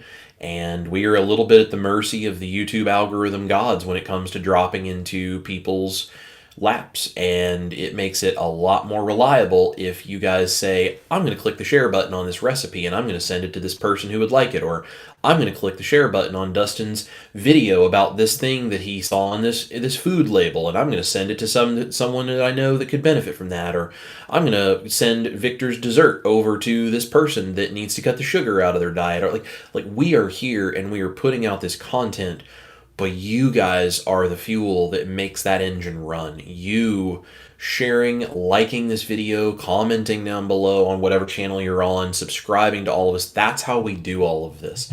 And it really makes a huge difference. Like we are truly winning this battle. And I saw, as I was sitting here and Victor was talking, there were two comments that popped up that I thought have something in common with each other that I wanted to share. One of them is this one. Keto Karen says, I'm on day 29 carnivore. So first of all, congrats for almost a full month of carnivore. That's awesome. And I resisted the urge to get fast food today. I've lost 14 pounds so far. Resisting that urge is a huge win. And this is something we need to recognize. This is a journey. And when you are able to resist the urge that you know comes from your previous lifestyle, and you say, no, I'm not going to do that today, that is a huge, huge step, because you just gave your brain one step further of freedom from being hooked on those things. And that is not something that should be underestimated, how important that is. As someone who is a binge eater, and fast food is like my go-to thing, like go through the drive-through and just make myself sick with so much food, I can tell you it is hard when you have that thing in your brain that fires, that suddenly you're thinking about going through that drive-through and picking up whatever that fast food is. Resisting that is hard, and in the moment it's very emotional and it feels very difficult. So Karen, I am proud of you. Congrats for 29 days on carnivore, for losing 14 pounds, which is massively cool, and also for resisting that urge for those crazy fast food things, right? Like being able to resist that. So there was that comment, and then the other one is right here. Steven says, I started keto 15 months ago and have lost 86 pounds. Okay, so first of all, huge weight loss. That's awesome. I lost my mind during the holidays, but have since got back on the wagon. Love channels like your guys that keeps the food interesting. So this is really important. So that thing Keto Karen is talking about, that urge to order fast food, for Steven, it was the holidays and the things you're surrounded at the holidays. And Steven is here saying, I lost my mind a little bit, but I'm back on the wagon. So here's the deal. Sometimes, like Karen, you resist the urge. That's a huge win. Sometimes, like Steven, you have 15 months of keto and losing 86 pounds. So first of all, huge rock on there. But second of all, you might fall a little bit during something like holidays when those pressures are around. Maybe you don't resist that urge as well. It's okay. Beating yourself up and giving up and emotionally letting that throw you into a turmoil where you then lose the next 2 years of your life to just eating whatever you want and feeling like a failure, that would be... And it happens to people. Believe me, it happened to me. I understand. So there's no judgment here. But that would be a waste of the beautiful human being that you are, to just say, oh, I'm a failure, I'm just going to give up. You don't have to do that. Be like Steven. And if you say, I'll lose my mind, get back on that wagon and come to places like KetoSimple and Southern Keto and Chris Cooking Nashville and Dr. Barry and Dr. Westman and whoever else that is you like. Come to these places. Ask for help, Ask for the community to support you. Come to my private community. These two guys are in there. The three of us and a whole bunch of other people are there. And tell us, guys, I'm struggling. I need the band to be behind me and help me. Do you have ideas? Do you have suggestions? How do I not let this happen next year when the holidays come around? Whatever. That's what we are here for. Because you cannot do this alone. No matter how strong you think you cannot do this alone. And you don't need to be embarrassed or feel bad if you're struggling. If you're like Steven and you say, I lost my mind during the holidays, excellent. Come here and let us support you and tell you that you are still just as valuable, just as capable, just as successful. We just got to get you back on track or help you. And it looks to me like Steven has done exactly what Steven needs to do. They're here in the chat. They're talking about this with the community. They're back on the wagon, and they're using the channels right here to inspire them to keep the food interesting, and they're using the tools to make sure they're continuing to be successful. So congrats, Steven, and thank you and Keto Karen both for sharing those successes. I just wanted to touch on those because I thought that was a really cool kind of flip side of that coin image right there, back to back. And I wanted to touch here on Sharon. Sharon put in, I dropped my glucose from 800, and 800 glucose is down to, with an A1C of 12 to 114 and an A1C of 6 by doing low carb, and lost 30 pounds since last August. See, that's what you can accomplish when you have the right tools, community support, and just a little bit better information. I mean, that is absolutely incredible. I mean, that's that. Wow, that is awesome. And that six is going to end up at a 5. Before long. I mean, that is absolutely incredible. And that's the success we're talking about. That's what's possible with keto. That's what's possible with carnivore, low carb. She said low carb. She may be doing 100 grams and 100 grams of carbs. I don't know what you're doing. But I mean, just the fact of changing to more whole foods, and what's working for you. Keep it up. Keep up the great work. I mean, that's absolutely incredible. It is really, really cool. I really relate to this one too because my mom is also a type 2 diabetic, and she has actually had very similar results where she has massively dropped her glucose, massively dropped her A1C. Her A1C is, I think it's down somewhere in the 6s now. And, she's working to try to get it down to a normal A1C as well. And it's just really cool the level of improvement and just almost again miraculous healing that our bodies are going to do when we just have good information. And so just like my mom, I'm very proud of Sharon here, and there are so many of you guys that are type 2 diabetics that need this information. This is an example. Look at Sharon, look at my mom, look at John Wise was in the chat here. I know he has reversed his type 2 diabetes. Look at the thousands of people in this space that have these types of diabetic issues that have massively reduced what they are, like Sharon and my mom, gone all the way to completely normal A1Cs like John and some other people in the community. Like, you can do incredible, incredible things. So great job, Sharon.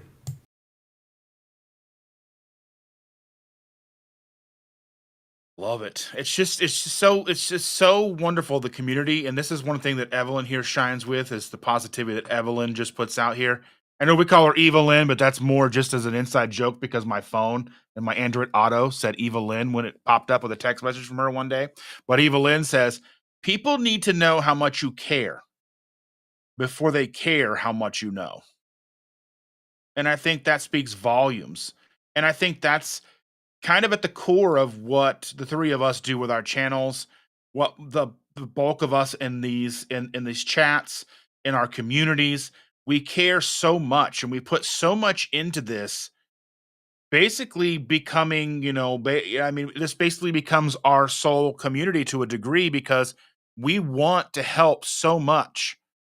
and we give so much, like, basically, I watch more YouTube than I watch regular TV. I'm always watching stuff. I cannot keep up with the amount of lives and amazing content that's out there. And that is with watching primarily YouTube content. I have my phone playing stuff all the time. I have it on my TV. I'm always trying to interact, and I try to make sure I respond to every single comment that comes in on my channel. Any comment that I get on Instagram or Twitter, wherever you can find me or wherever you can find these guys, we're in this. We're in this because we are so very passionate. We started this crusade because we are whatever a word beyond passionate is. And we want to see your successes. We are your cheerleaders.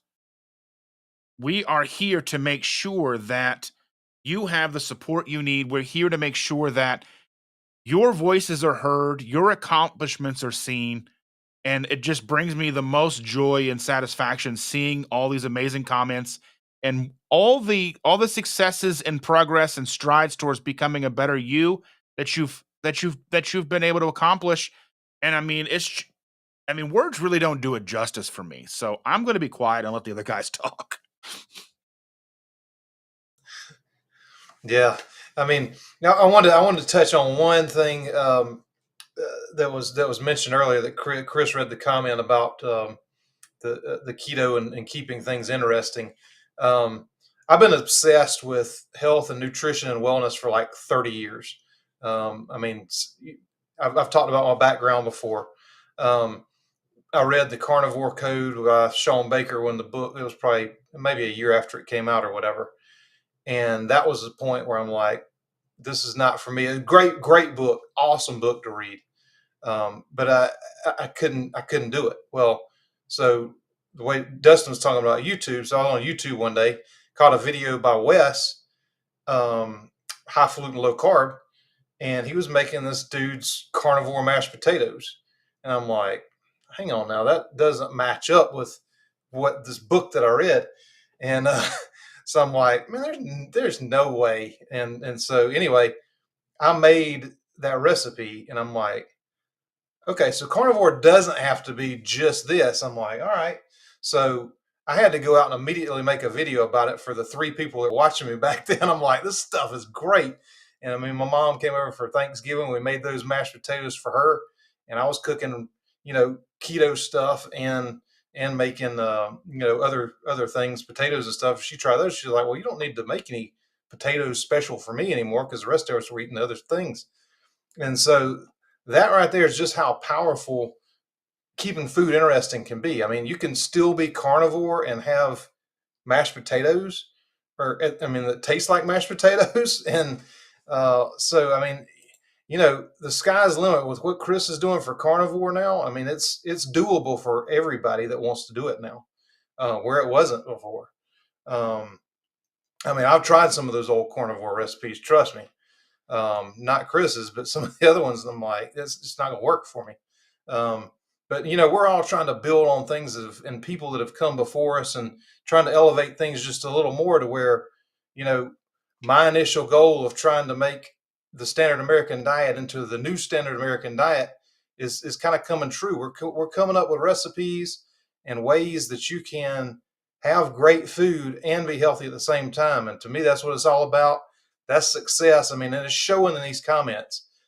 I mean, it's incredible the things that people are going through and coming out of because of the way they're eating, and then the things that come along to supplement that, and even to, bring even more optimal health to you. So congrats to all you guys that have shared your successes tonight. I mean, y'all are doing awesome. Congratulations. And, spread the word. People are going to ask you. So be ready. If you start keto, you start carnivore, you start whatever it is, just be aware. People are going to notice something's different about you. You've lost 50 pounds, 100 pounds, 86 pounds, 12 pounds, 4 pounds, whatever it is. People are going to ask you about it. So congratulations, y'all. Success. That's what it's all about.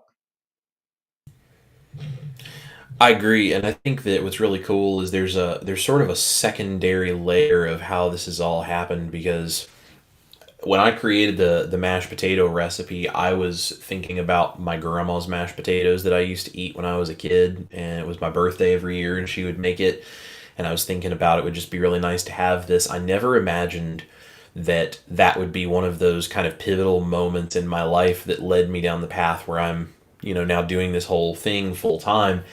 And in the process of doing this and the channel growing the way that it did, and me putting that video out, that's how I learned who Victor was. That's how we met.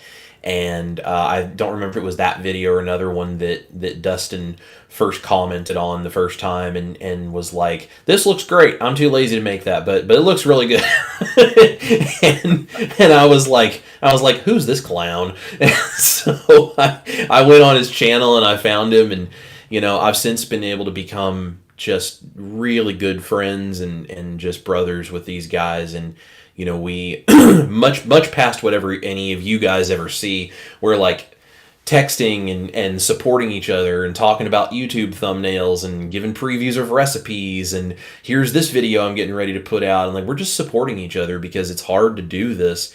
And we all know. And so it's developed into, not just a thing that we collaborate doing this, but like friendship that goes far beyond that, and just being able to support each other. And it's something that I don't think probably any of us really imagined we would end up with when we began eating a keto diet or a carnivore diet or working on these things on YouTube or any of this kind of stuff. It's turned into a lot, and that's why we like to share so much of this and how we feel about all of this with all of you guys, because we want you to experience the amazing thing that happens when you not only fix your body, but you also enrich your life with all these other people doing the same thing. And there's so many amazing things that happen, and we're all very passionate about this. Like, I was approached. I was telling you guys that I would tell you a little bit more about. We're getting ready to write the Chris Cooking Nashville cookbook.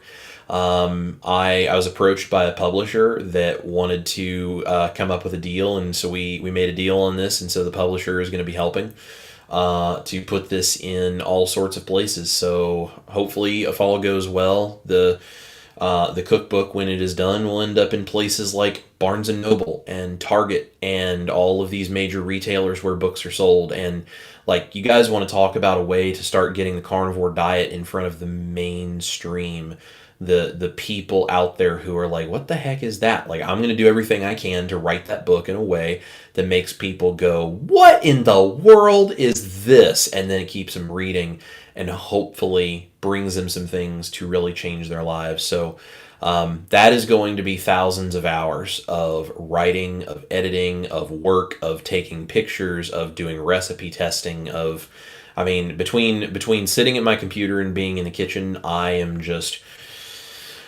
going to expect to be an exhausted mess for the next, probably 7 to 9 months. And I'm okay with that, because the payoff for that, of the thousands, maybe hundreds of thousands, maybe millions of people that it can reach, is going to be worth it. And the publisher that I'm going to be working with, you guys will hear more details as it goes along in the future, but the publisher we're going to be working with has international distribution, so we're trying to take this to as many places around the world as we can.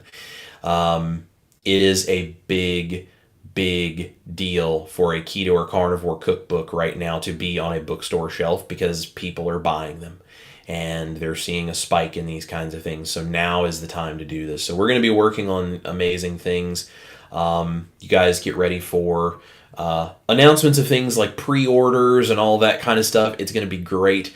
But I just want to say that, Dustin and Victor are not only amazing as YouTubers and just guys that support the low carb lifestyle in their own right, but they're just fantastic friends, and we have an amazing community. The three of us are really working to cultivate in our various ways, and I wouldn't be able to do what I do on a regular basis without these guys and their support and their friendship and the brotherhood that we have, and I really appreciate them, and we just want to share that with as many of you as we can. It really is a life-changing thing that goes way beyond just the food. So we have a lot of work to do. I have a book to write. Victor was telling me he's going to want to ask some advice after I go through it, because maybe we'll get him to do one too, and who knows, maybe we'll rope Dustin into writing something too. So, but we have a lot of work to do for you guys, and there's going to be a lot of really cool stuff coming. This is just the beginning of all of this, so get your friends, get your family, get all of these people, bring them here for Keto Crusade, get them subscribed to the channels, work with us, jump in, join us in the private community and be a part of the band, whatever it is you want to do. Just be here, be involved, and let's take this stuff and let's go to a completely new level with it, and let's absolutely change the world, because there's no reason that we can't. And if I was going to change the world, there's no two other people that I'd rather be doing it than side by side with these two guys right here. So we love all of you guys. We appreciate all of you so much, and I love these two guys and appreciate them so much, because they support me and keep me going in ways that they probably don't even fully understand. So there's a lot of success to be had. There's a lot of wins in front of us, and we are fighting, we are gaining ground, and we are winning little by little every single day doing this. And it is really an honor and a pleasure to just share the screen with these two guys. And the cinnamon, I mean, just the idea of how close we've come so quickly, and what we are able to do. Like I said, just starting off, like, this is the fifth one of these we've done. So we've been doing this almost 6 months, and it just feels like yesterday that we started.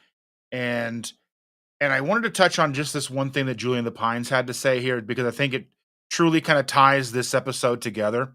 And it says, "You guys help the community so much by talking about things that most of us go through. Thanks so much." And I think that's one of the most valuable things that we can hear tonight, that ties everything together, all the things that we've seen tonight, with all of the successes, the amazing, mind-blowing transformations that people have had with their biomarkers, their weight loss, all of these amazing things, just being able to get out of wheelchairs, all the things that we've seen tonight. I think this right here is the culmination of the evening, just understanding that we are the community, not just Chris and myself and Victor, but all of you as well. And if we didn't get to one of your questions, if we didn't get to one of your comments, join us next month. Reach out to us. Come over to Chris's community. Like he tells us, as Victor and I are over there, you can reach out to us individually. You can go in there and you can make sure that you are dropping your successes. If you don't want to be known, you want to remain anonymous, we're more than willing to go ahead and share your story without letting anybody know who you are. We're here just to make sure that everybody is continuing success and finding the success that they are looking for. And I'm just overwhelmingly humbled by by all of you in the chat, by all of you who show up here on all of our channels, and these two gentlemen being friends of mine. It's I never thought that I would be in a situation like this when I started my YouTube channel 5 years ago. But even after doing it for over 2 years, just without a community, and then being able to find this community and be here with you guys is one of the most fulfilling things I've ever done in my life, and I'm so very thankful for that. So Yeah, and truly, I agree. Yeah, I mean, you two guys are awesome, great friends. Um, really enjoyed, you know, all the things we've done together and all the things that we're going to do in the future together. And we're talking about success a lot tonight. Um, these guys are helping, my success. I need some guys I can talk to like this. It's really hard doing what we do, and having brothers like this to talk to is absolutely awesome. And y'all remember, every success is not independent of failure. You're gonna fail. Edison failed 1,000 times before he finally came up with a light bulb. um, it's not so much about not failing. It's about, when you do fail, get right back up and keep going. And Chris, I do need to remind you, because this cookbook's getting closer. I think when we first made our first video together, where we did I think it was maybe it was the Philly cheesesteak video though.